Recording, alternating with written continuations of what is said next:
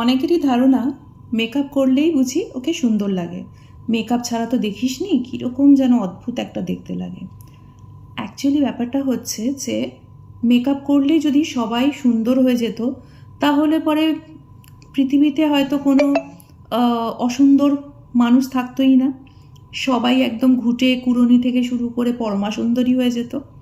Actually ব্যাপারটা সেটা নয়।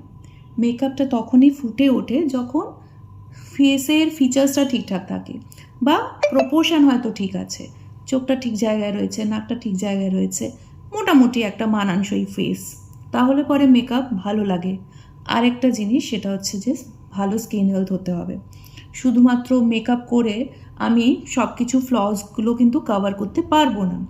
ভালো স্কিন যদি থাকে তাহলে পরে কি হবে, যেরকম ক্যানভাস ভালো থাকলে ছবিও খুব সুন্দর ফুটে ওঠে, তো সেরকম পেন্টিংটা ভালো করার জন্যে স্কিনটাও কিন্তু ভালো হতে হবে।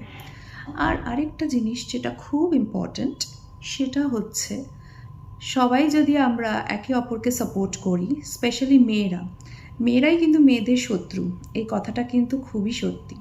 সবাই যদি আমরা এম্পাওয়ার করি একে অপরকে, সবাই যদি নিজের মতো করে নিজেকে ভালো রাখার চেষ্টা করি এবং সেটা নিয়ে হাসি ঠাট্টা যদি না করি, always if we remain kind to each other, then I believe that আমাদেরকে আরও খুব সুন্দর লাগবে দেখতে, তাই না?